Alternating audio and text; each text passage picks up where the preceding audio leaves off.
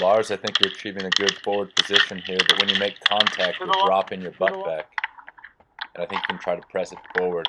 Evan, can you see yourself lifting your elbows at the end instead of swinging back up on the arc? Max, I think the arc will work for you too.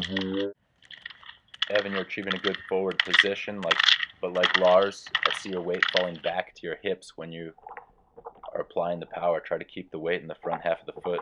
Simon, you're doing a better job getting even on both feet, but I want your feet to rise up as the result of your hips getting in front of your knees. You can see that your knees are still in front of your hips there.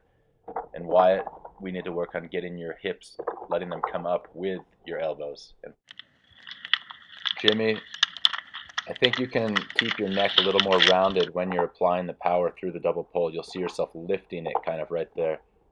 And Sven, I see the same thing I saw in Evan, that you're kind of lifting your elbows and standing up while your hands are still behind you. I want you to think about leading yourself up and forward with your hands. So don't start the movement up until your hands are leading them there. I'm going to focus on Riley in this video section. And Riley, I just think your movements are really good, but what you can do is you don't have to bend over so far at the waist so that your lower back or your whole back is parallel with the ground. You can keep your lower back a little more up and down and do a little more of the crunching with your upper back and using your abs. So you don't need to bend over so much, is what I'm trying to say. But the motions are pretty good here.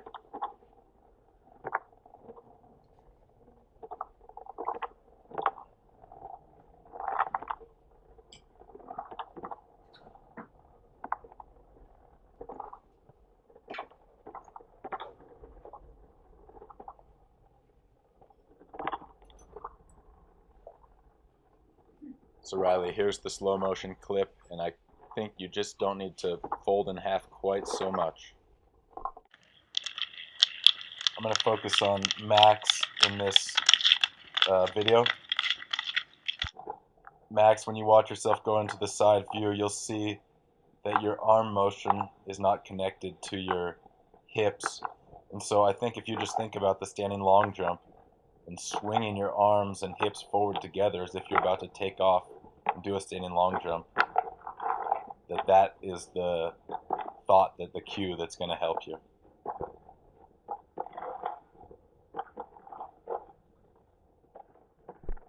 So RBA, you're achieving a good forward position, but the minute that your poles hit the ground, your butt's dropping behind your heels and your weight's going back. It's the same with you, Simon, but you need to get your hips further forward, and you'll notice in the side view that your butt drops behind your knees and your weight goes into your heels. Wiggy, we want to work on the arc, just like I was talking about with Max, to get those hips involved and coming forward.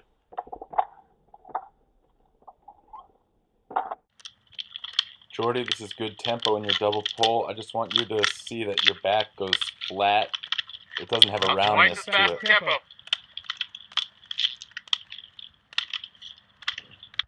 So Jordy, I think you can round your back and keep it in more of a C shape and keep it less flat.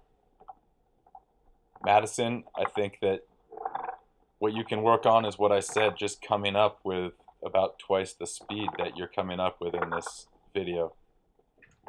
And Michaela, we'll see here as you pass. I'd like you to work on getting more movement with your elbows. So come up and forward with them on an arc, and then all the way down and finish the motion.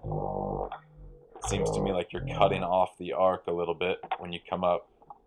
Right there, you lift instead of swinging them forward and in front of you, which will in turn bring your hips forward. So work on improving the arc on the way up.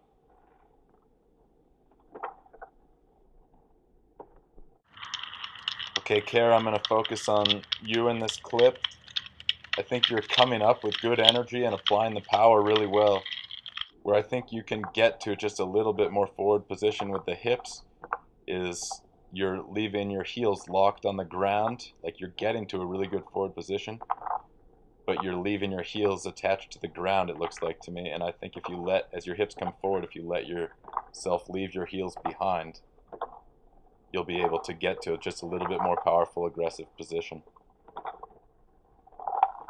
And I don't have any really significant fixes for you other than just to say I think the motions look quite good and you're getting a pretty good forward lean.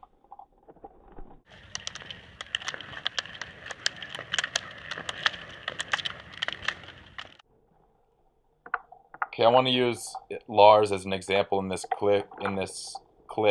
As he comes by and we get the side views, I want you to pay attention to that consistent forward lean.